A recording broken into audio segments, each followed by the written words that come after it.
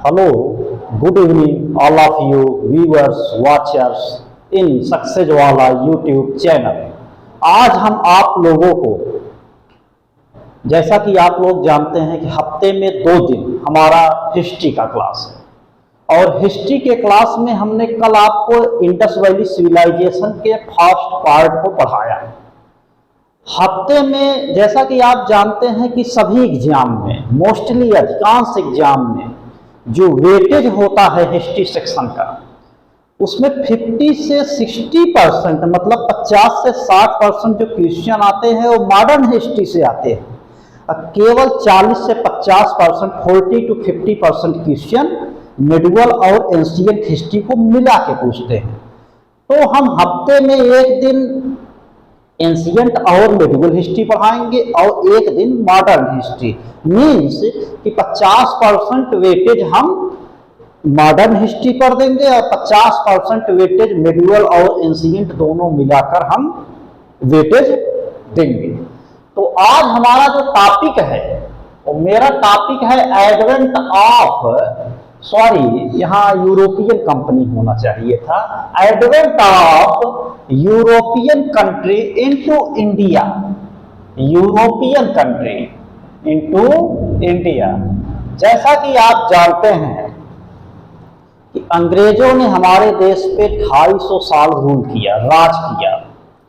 अंग्रेजों के अलावा पुर्तगाली, फ्रेंच, डेनिश, डच ये लोग भी इंडिया में आए थे व्यापार करने की वजह से और साम्राज्य भी स्थापित करने की वजह से।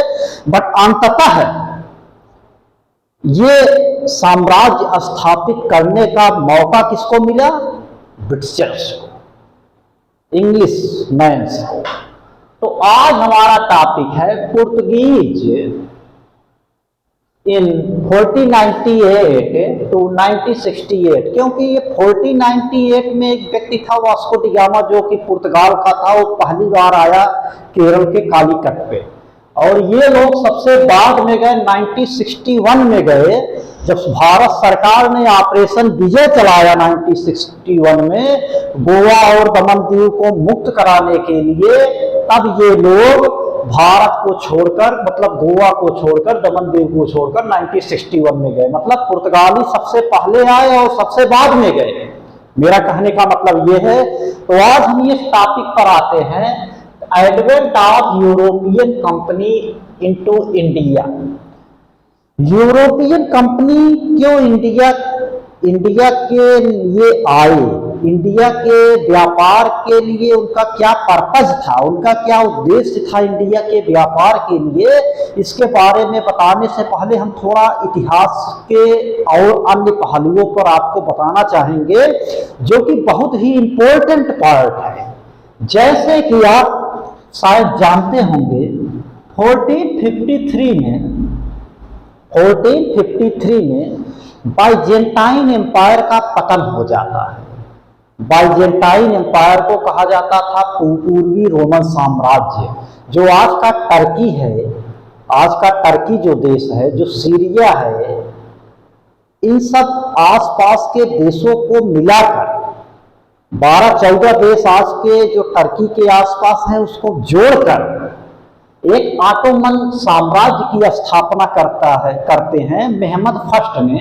उन्होंने बाइजेंटाइन एम्पायर का मतलब डिमोलिश कर दिया, उसका पतन करके ऑटोमन एम्पायर की स्थापना की 1453 में।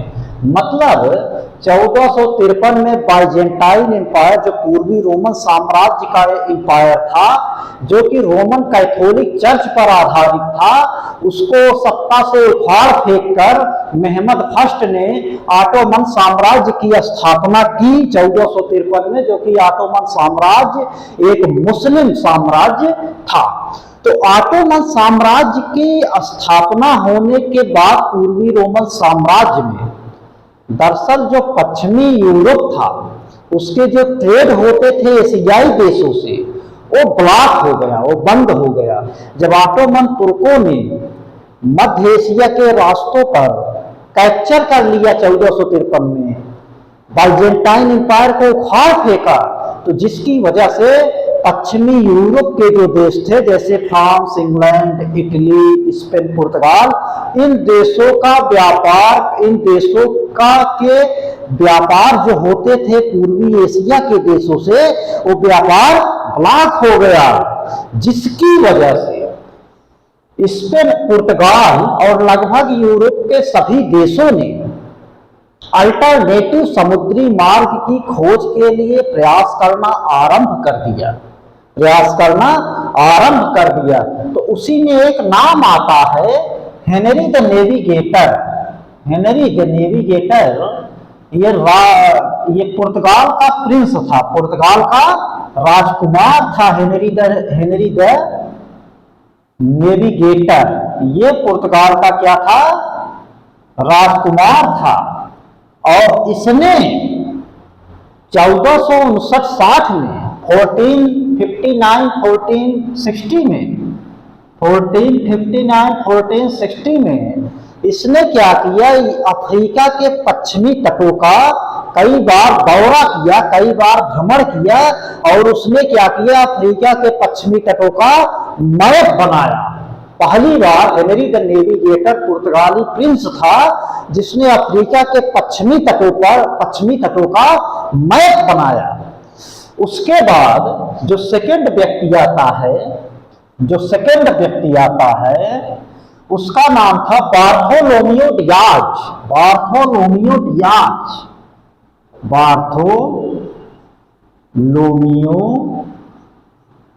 डियाज। ये व्यक्ति भी पुर्तगाल से ही संबंधित था। ये भी पुर्तगाल का एक सेलर था, एक मर्चेंट एडवेंचरस पर्सन था। मतलब कि सेलर मतलब एक नाविक था और मर्चेंट एडवेंचरस था, व्यापारी भी था ये। तो इस व्यक्ति ने क्या किया कि अफ्रीका के पश्चिमी तटों का मैप बनाते हुए ये कहाँ पहुंच गया? अफ्रीका के एकदम दक्षिणी छोर पर, जिसको हम आज कहते हैं केप ऑफ गुड होप। तो ये कहां पहुंचा? Cape of Good Hope. लेकिन इसने केप ऑफ गुड होप न कहकर उसको क्या नाम दिया? केप ऑफ स्टार मीन्स क्या होता है? तूफान। क्या नाम दिया बार्थोलोमियो डियाज ने? Cape of Star. इसने 1487 में 1487 में अफ्रीका के सबसे दक्षिणी छोर पर पहुंचा। और अफ्रीका के सबसे दक्षिणी छोर पर जब ये पहुंचा तो अफ्रीका के दक्षिणी छोर पर हिंद महासागर और अटलांटिक महासागर का मिलन होता है। और जहां दो महासागरों का मिलन हो वहां उथल पुथल कुछ ज्यादा ही होता है। तो जब उसने देखा कि दक्षिणी छोर पर उथल पुथल जाता है तो उसने क्या नाम दिया? Cape of Storm. बट इस केप ऑफ स्टॉर्म का नाम चेंज करके पुर्तगाल के राजा जेम्स II ने इसको क्या नाम दिया? केप ऑफ गुड होप, जिसको आज हम जानते हैं। केप ऑफ गुड होप कहाँ अवस्थित है? केप ऑफ गुड होप अवस्थित है अफ्रीका के सबसे दक्षिणी छोर में। दक्षिण अफ्रीका देख रहे होंगे मैप में, तो दक्षिण अफ्रीका के सबसे दक्षिण छोर पे केप ऑफ गुड होप अवस्थित है, जिसको बार्थोलोमियो डियाज ने 1487 में इसका खोज किया था। क्लियर? Got it? ओके। इसके बाद 1492 में एक व्यक्ति था जिसका नाम आप लोग वाकिफ होंगे, जिसके नाम से कोलंबस, क्रिस्टोफर कोलंबस, जो कि स्पेन का निवासी था। इसने क्रिस्टोफर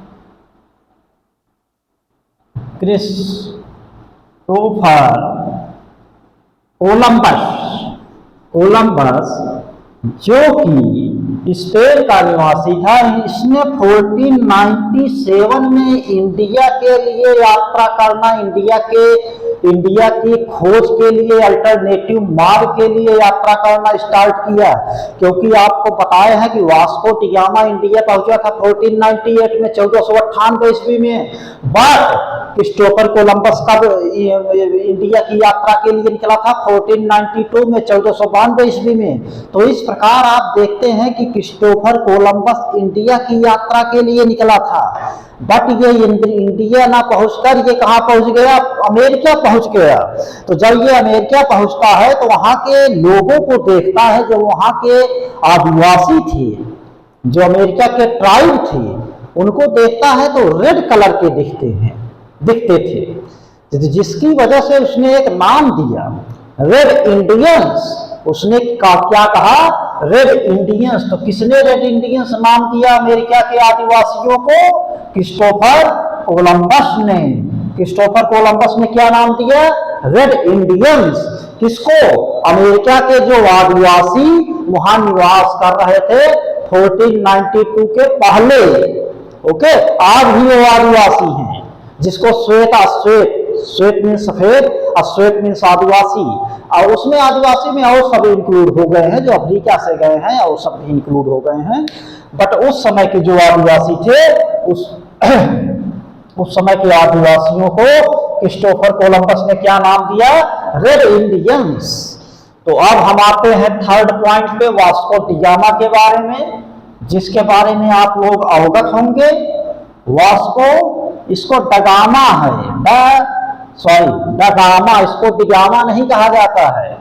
इसका जो स्पेलिंग है VOSCODAGAMA।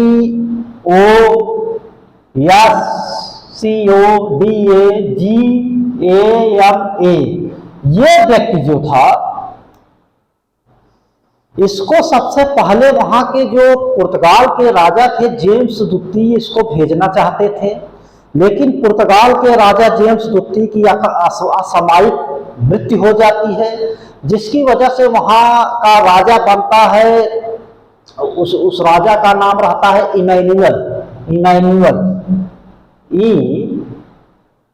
Emmanuel first. उसने क्या किया? वास्को डी गामा को हायर किया इंडिया की यात्रा के लिए, इंडिया की खोज के लिए।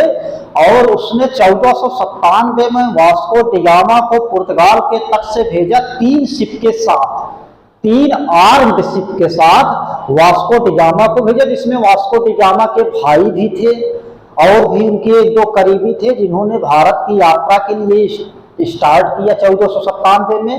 लेकिन काफी मुश्किलों का सामना करने के बाद, क्यों हम कह रहे हैं काफी मुश्किलों का सामना करने के बाद, अगर ये कहानी बताएंगे तो काफी ज्यादा समय कंज्यूम कर लेगा।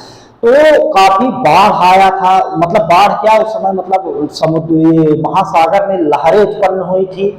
उसके बाद हवा भी अनुकूल नहीं था महासागरों में यात्रा करने के लिए। उसके बाद जो वास्को डी गामा के साथ 3 शिप चल रहे थे, उसमें से 2 शिप जो है बीच रास्ते में ही गुम हो गए, उसमें उनके भाई की भी मृत्यु हो गई। लेकिन अंततः 1498 में वास्को डी गामा केरल के कालीकट के कोस्ट पर पहुंचे, कालीकट के तट पर पहुंचे 1498 ईस्वी में। कालीकट को आज के समय में हम कोझिकोड के नाम से जानते हैं। कोझिकोड, जो कि केरला का एक बड़ा एडवांस शहर है कोझिकोड, उसी कोझिकोड को पहले हम लोग कालीकट कहते थे। तो कालीकट कौन पहुंचता है 1498 में? वास्को डी गामा पहुंचते हैं। 1498 में वास्को डी गामा कालीकट पहुंचते हैं। कहां पहुंचते हैं? कालीकट। और कालीकट पहुंचने पर वहां के जो एक लोकल हिंदू राजा था, उसको जमोरिन कहा जाता था। जमोरिन किसी व्यक्ति का नाम नहीं था, राजा का नाम नहीं था, बट वहां के जो लोकल राजा थे, जो वहां के लोकल राजा हुआ करते थे, जमोरिन उसकी उपाधि थी। मतलब चाहे जो राजा हो जाया करता था, जमोरिन उसके नाम के आगे एक उपाधि थी जो लगाया जाता था। तो जमोरिन जो वहां का राजा था कालीकट का, उसने बड़े गर्मजोशी से, बड़े मतलब कि एमिकेबली वास्को डी गामा का वेलकम किया केरल के कालीकट पहुंचने पर। उसके बाद वास्को डी गामा ने जो पुर्तगाल के राजा इमैनुअल ने उपहार भेजे थे जमोरिन को देने के लिए, तो वास्को डी गामा जब मिलने गए तो वहां जमोरिन को उन्होंने काफी ज्यादा उपहार भी भेंट किया, जिसकी वजह से जमोरिन काफी प्रसन्न भी हुए। उसके बाद 1498 के लास्ट में ही वास्को डी गामा फिर रिटर्न हो गया, कहाँ? पुर्तगाल के। फिर 1499 में वो पुर्तगाल पहुंच गया। उसके बाद सेकंड व्यक्ति जो है बड़ा इंपॉर्टेंट व्यक्ति है, इसका नाम है Pedro Alvares Cabral. Pedro Alvares Cabral ये व्यक्ति को भी इमैनुअल जो वहां के राजा थे उन्होंने हायर किया, पेड्रो अल्वारेस कैब्रेल। इसके बारे में हम थोड़ा सा इंपॉर्टेंट आपको तथ्य बताएंगे। ये बड़ा इंपॉर्टेंट पर्सन है पेड्रो अल्वारेस कैब्रेल। क्योंकि इसने ही ब्राजील का सर्च किया था, इसने ही ब्राजील का खोज किया था, इसलिए बड़ा इंपॉर्टेंट हो जाता है कि ब्राजील का खोज किसने किया था।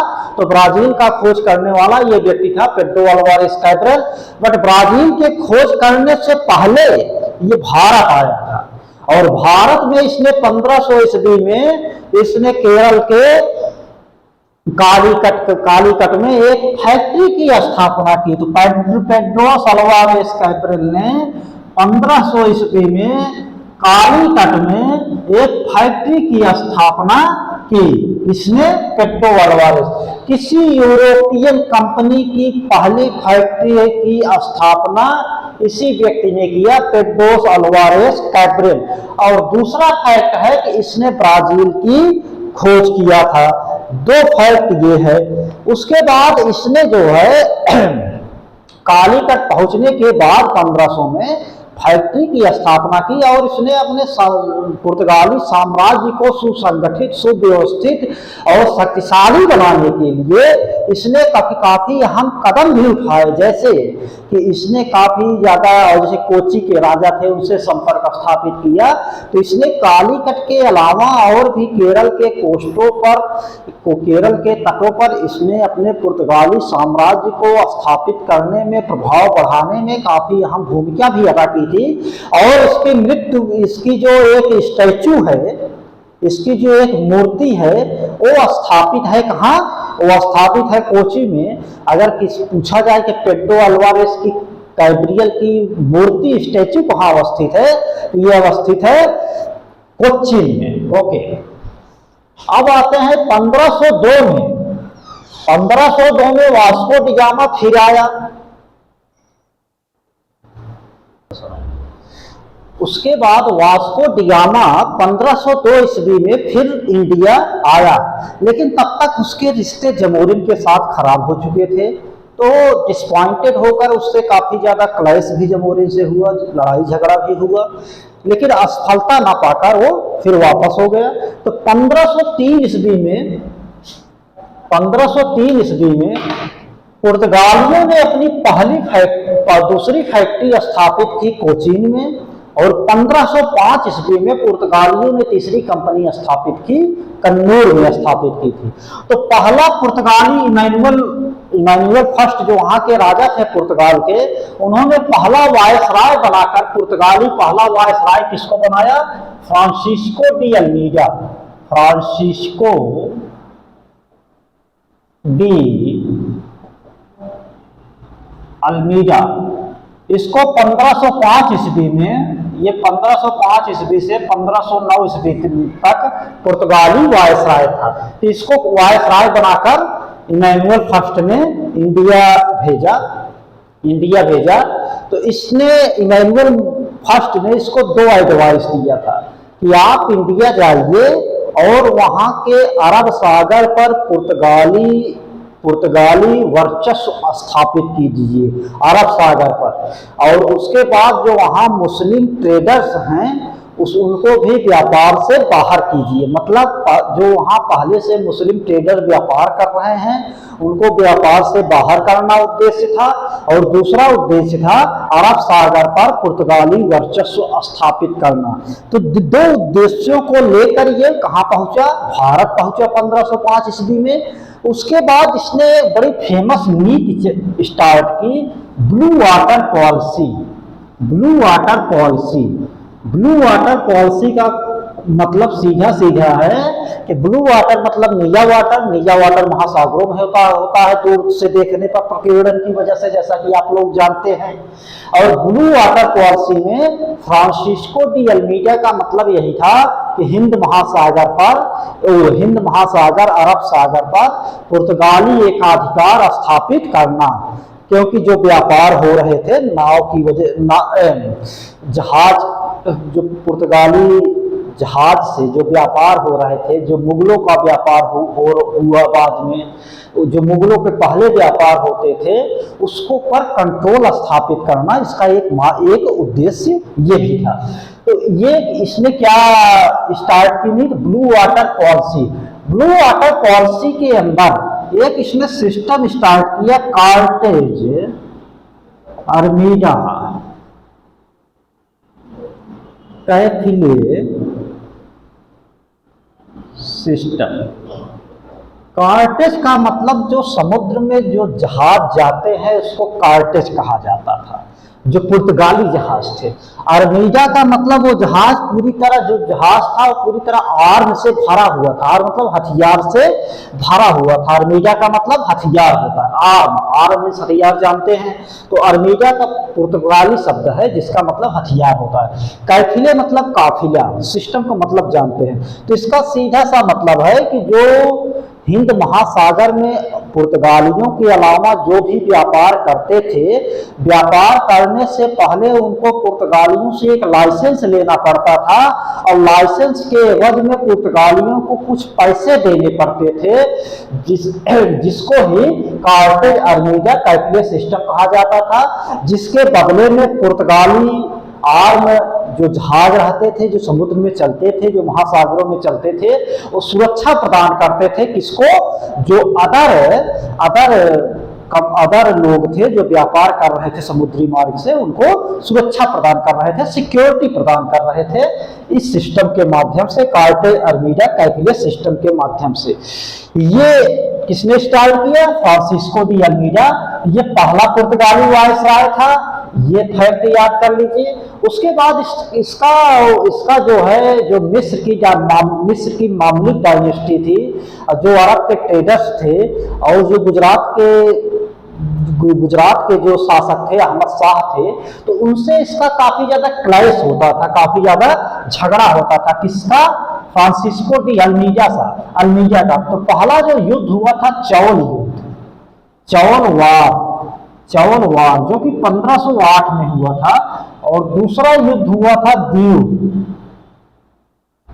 दीव वार, जो कि 1509 में हुआ था। तो पहले युद्ध में ये एक नेवल फाइट था, ये एक समुद्र में लड़ी गई लड़ाइयां थी। ये पुर्तगाली से और संयुक्त मुस्लिम सेनाओं से लड़ी गई लड़ाइयां थी।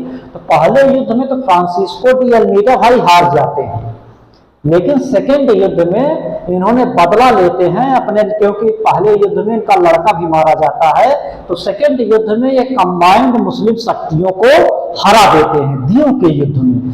चौल और दीव जो है ये सूरत के आसपास एक जगह है। दीव तो इधर है, ये गुजरात और महाराष्ट्र के बॉर्डर पे है, लेकिन जो चौल है ये सूरत के पास एक जगह है, एक गांव था उस समय। ठीक, तो पहले युद्ध में पुर्तगाली हार जाते हैं, पर दीव के युद्ध में पुर्तगाली जीत जाते हैं, जिससे अरब सागर पर पुर्तगाली वर्चस्व स्थापित करने में एक बहुत बड़ा योगदान फ्रांसिस्को डी अल्मीडा का है, क्योंकि दीव के युद्ध में उन्होंने कंबाइंड अरब शक्तियों को पराजित कर दिया था। उसके बाद जो सबसे इंपॉर्टेंट वायसराय बनकर आता है पुर्तगाली, उसका नाम था अल्फांसो डी अल्बुकर्क।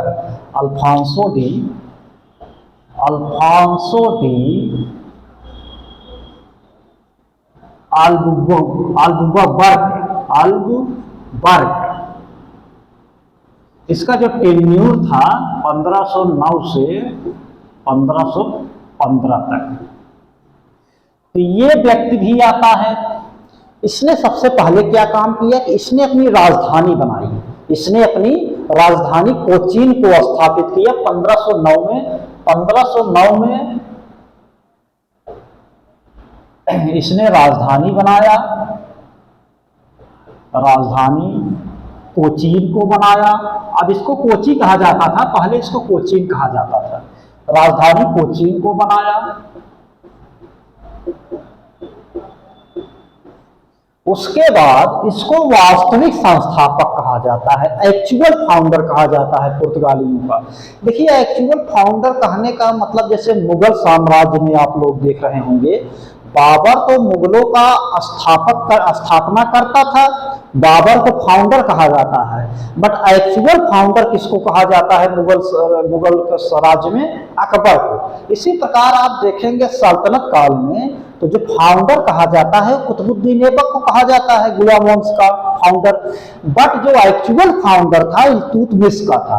तो जो एक्चुअल फाउंडर होते हैं, वास्तविक संस्थापक होते हैं, कुछ कार्य करते हैं। जैसे इसने अपनी राजधानी बनाया, उसके बाद इसने 1510 ईस्वी में गोवा पर उस समय बीजापुर के यूसुफ आदिल शाह का शासन था।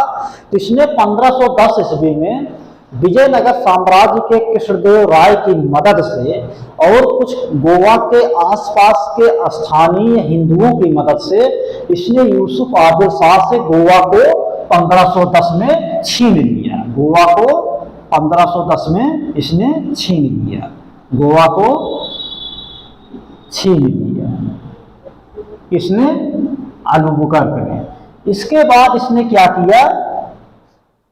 1511 ईस्वी में इसने स्टेट ऑफ मलक्का को जीत लिया। स्टेट ऑफ मलक्का को जीत लिया, जो वहाँ के स्थानीय मुस्लिम थे उनको हराकर स्टेट ऑफ मलक्का को 1511 में जीत लिया। और 1515 में इसने स्टेट ऑफ होर्मुज को भी जीत लिया। उसके बाद इसने फारस की खाड़ी और लाल सागर वहां भी अपना वर्चस्व स्थापित किया।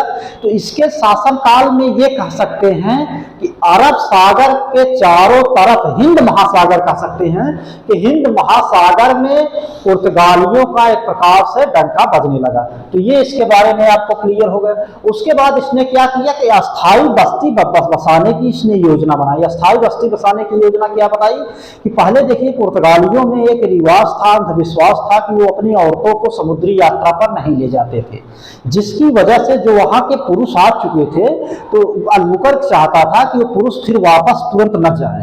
तो जिसकी वजह से उसने प्रोत्साहित करना, इंसेंटिव देना स्टार्ट किया और उसने वहां पुर्तगालियों पुरुषों से कहना शुरू किया कि आप लोग यहाँ की औरतों से शादी कर लीजिए, जिससे कि जब शादी कर लेंगे तो यहाँ रेगुलर रहने लगेंगे, जिससे साम्राज्य को सुव्यवस्थित, सुसंगठित और स्ट्रांग बनाने में पुर्तगालियों को काफी हद तक सहयोग मिलेगा। जिसकी वजह से इसको इस प्रकार भी कहा जा सकता है वास्तविक संस्थापक कि इसने एक प्रकार से अस्थायी बस्ती बसाने की योजना बनाई। और इसका एक सबसे महत्वपूर्ण काम क्या है कि 1511 में इसने सती प्रथा का अंत कर दिया। सती प्रथा का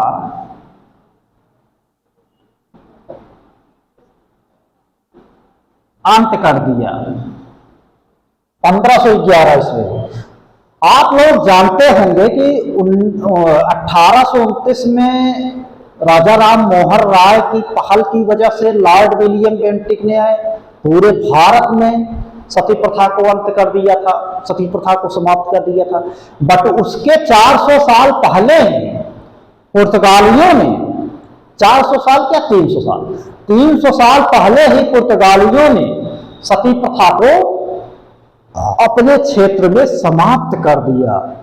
आप जानते होंगे अभी मांग हो रही है समान नागरिक संहिता की, यूनिफॉर्म सिविल कोड की, जो कि भारत के कॉन्स्टिट्यूशन में directive principle of state policy के आर्टिकल 44 में मेंशन है। आर्टिकल 44 में इसका मेंशन है। तो अल्फांसो डी अलबुकर्क ने कितना महान कार्य किया था, 300 साल पहले ही सती प्रथा का अबोलिश कर दिया, समाप्त कर दिया था। तो कितनी बड़ी बात थी, कितने मतलब एडवांस थिंकर थे, ये आप कल्पना कर सकते हैं। इसके अलावा इसने गोवा और मलक्का में इसने सिक्के को ढालने की फैक्ट्रियां स्थापित की, सिक्के ढालने की। ये चांदी के सिक्के ढालते थे। ये सिक्के ढालने, जो सिक्के की डिजाइन थी वो स्थानीय डिजाइन थी, बट उस पर जो पुर्तगाल के राजा इमैनुअल थे उनका फोटो चस्पा रहता था, उनका फोटो सील रहता था। किस पर जो सिक्के ढाले जाते थे उस पर उनका फोटो सील रहता था। तो इस प्रकार आप देख सकते हैं कि अल्फांसो डी अलबुकर्क ने पुर्तगाली साम्राज्य को सुव्यवस्थित, सुसंगठित और स्ट्रांग, मजबूत बनाने के लिए बहुत ही जबरदस्त कार्य किए। और इसके कार्यकाल में अरब सागर में पुर्तगालियों का डंका बजने लगा था, इसमें कोई दो राय नहीं है। और इसने 1515 में जब ये फारस की खाड़ी को जीतकर वापस लौट रहा था, तो इसको सूचना मिली कि इसका जो सबसे बड़ा दुश्मन है उसको अगला वायसराय वहां के राजा ने बना दिया है। तो इस झटके को बर्दाश्त नहीं कर पाया, इस शाक को बर्दाश्त नहीं कर पाया। इस शाक की वजह से उसकी मृत्यु हो जाती है। किसकी मृत्यु हो जाती है? अल्फांसो डी अल्बुकर का। इस प्रकार अल्फांसो डी अल्बुकर का चैप्टर क्लोज होता है। इसके आगे एक वायसराय है, बहुत इंपॉर्टेंट है, जिसका नाम है नीनो दा कुन्हा।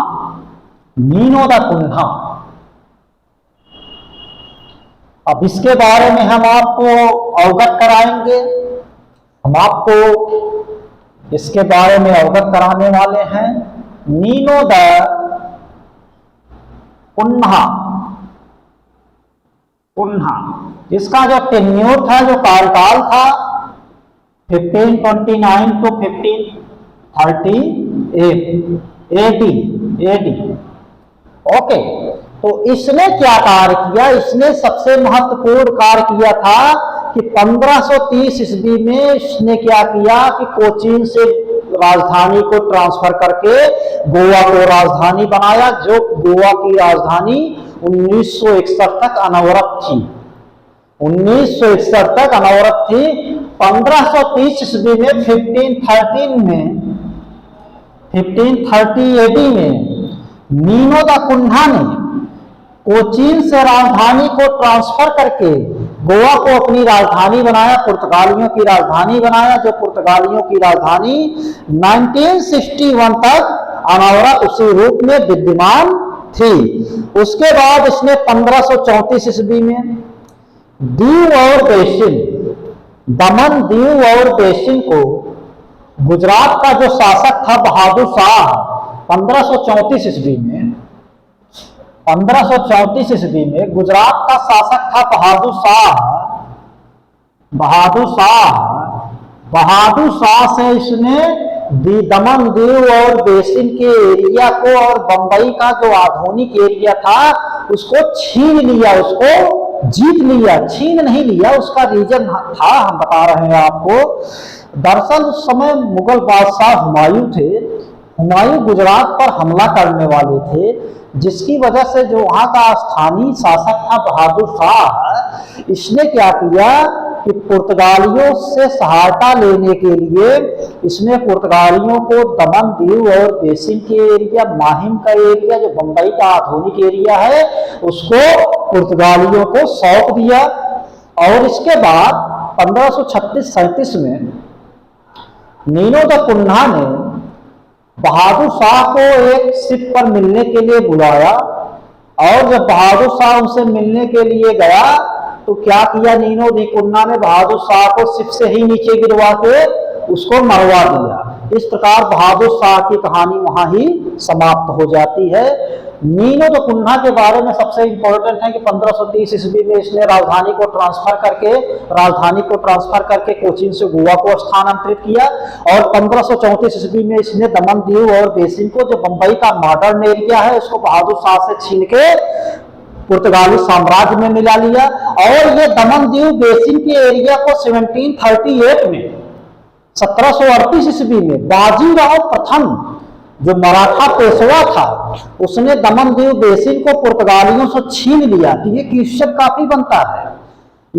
काफी बनता है कि दमन, दीव और बेसिन के एरिया को किस मराठा पेशवा ने पुर्तगालियों से छीना था। तो ये 1738 ईस्वी में बाजीराव प्रथम ने पुर्तगालियों से दमन, दीव और बेसिन के एरिया को इससे छीन लिया। इसके बाद एक और इम्पोर्टेंट वायसराय है जिसका नाम सूसा है। उसके साथ यही इम्पोर्टेंट है कि उसके साथ जो इटली का उस समय कैथोलिक चर्च का जो मेन पोप होता है, उस मेन पोप को साथ लेके भारत आए थे सूसा। सूसा के नाम से आप यही केवल याद कीजिएगा, उसके साथ पोप आए थे, उसके साथ केवल यही इंपॉर्टेंट है। अब इसके बाद हम आते हैं पॉइंट पे कि what was the contribution of Portuguese to India, कि पुर्तगालियों का क्या योगदान था इंडिया को एक प्रकार से आगे ले जाने में, एक प्रकार से आगे ले जाने में। कंट्रीब्यूशन ऑफ पुर्तगाली, कंट्रीब्यूशन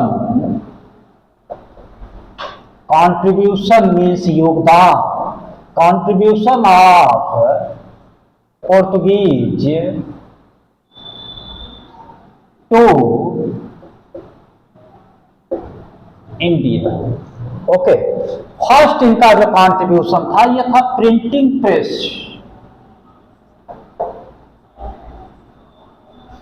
जैसा कि आप जानते हैं कि प्रिंटिंग प्रेस का आविष्कार जो 15वीं शताब्दी के पूर्वार्ध में जॉन गुटेनबर्ग, एक जर्मनी का निवासी था, सिटीजन था, उसने इसका आविष्कार किया था। बट इसको भारत में लाने का श्रेय पुर्तगालियों को जाता है। ओके, और प्रिंटिंग प्रेस के आने से शिक्षा के जगत में, संस्कृत के जगत में एक अभूतपूर्व क्रांति का जन्म हुआ। क्योंकि प्रिंटिंग प्रेस के आने से पहले आप सोच सकते हैं कि बौद्धिकता का जो विचार है, बौद्धिकता का जो प्रसारण है, इंटेलेक्चुअलिटी का जो एक्सपेंशन है, वो तेजी से नहीं हो पाता था, क्योंकि तब आपको लिखना पड़ता था। लेकिन प्रिंटिंग प्रेस के आने से किताबों का एक प्रकार से सुलभता, सबको सुलभ रूप से मिलने लगी, जिससे एक प्रकार से शिक्षा के क्षेत्र में, संस्कृत के क्षेत्र में एक प्रकार से क्रांति का जन्म हुआ। तो पहला इनका क्या योगदान था, इन्होंने प्रिंटिंग प्रेस लाया। उसके बाद सेकंड जो था कि इन्होंने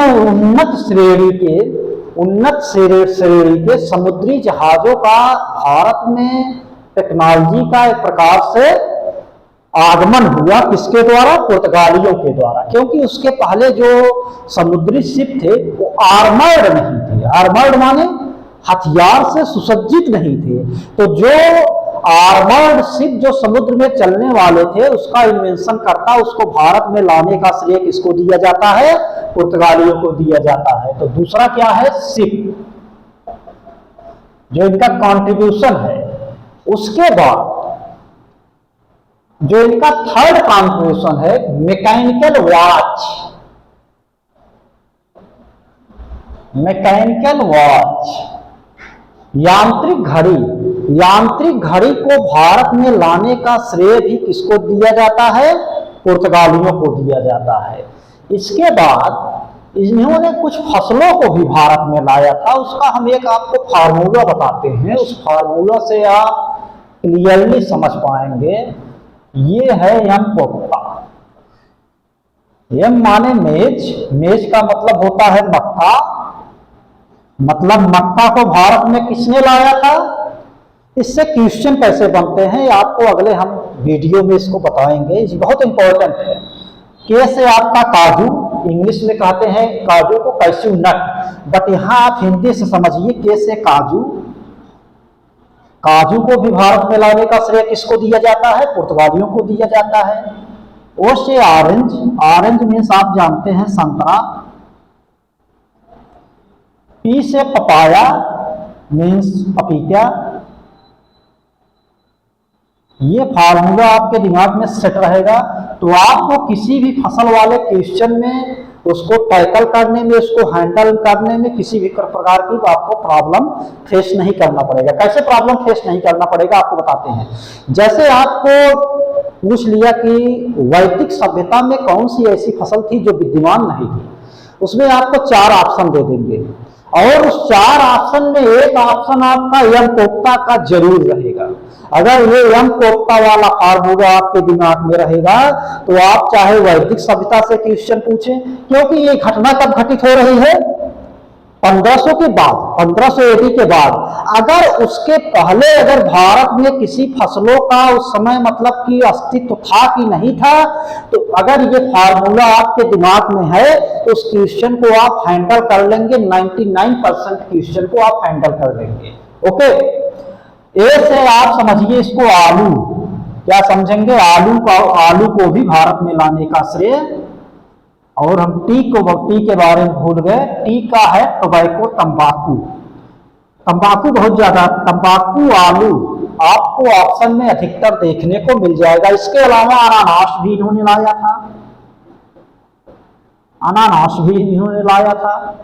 इस प्रकार काफी हद तक पुर्तगालियों के, और इनके बारे में थोड़ा सा पतन के बारे में हम आपको डिस्कस कर देंगे। कि आज का पुर्तगालियों का चैप्टर समाप्त हो जाएगा, केवल 5 मिनट और है आपका। Decline of Portuguese empire, decline of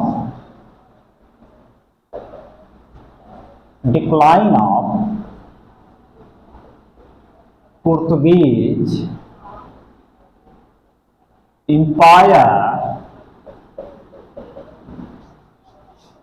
in India. Decline of Portuguese empire in India.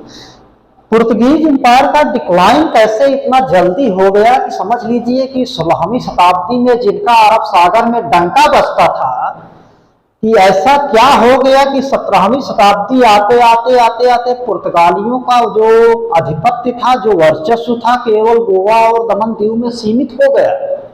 तो इसका ही रीजन हम आपको बताने वाले हैं। फर्स्ट रीजन है कि जो स्थानीय शासक थे, जैसे उस समय अकबर ने काफी ज्यादा इनके जो फैक्ट्रियां थी उस पर ज्यादा अटैक किया। अकबर के बाद शाहजहां ने 1635 ईस्वी में, जैसा कि आप लोग जानते भी हो या ना जानते हो, 1635 ईस्वी में शाहजहां ने हुबली से पुर्तगालियों को खदेड़ दिया था। उसके बाद मराठों से भी पुर्तगालियों का काफी ज्यादा क्लैश होता था। तो जो स्थानीय शासकों से जो पुर्तगालियों की प्रतिद्वंद्विता थी, जो कंपटीशन था, वो भी एक रीजन था। स्थानीय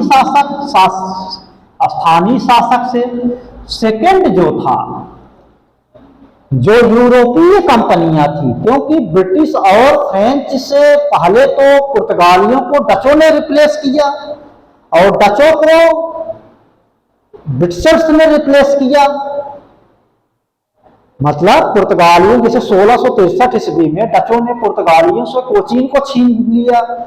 उसके बाद जैसा कि आप जानते होंगे 1612 ईस्वी में स्वाली के युद्ध में अंग्रेजों ने पुर्तगालियों को बहुत बुरी तरह हरा दिया था। अंग्रेजों के नेतृत्व कर रहा था थॉमस वेस्ट। और जो मतलब स्थानीय शासक जैसे अकबर, शाहजहां और मराठा शासक के लगातार अटैक की वजह से पुर्तगाली कमजोर हो गए।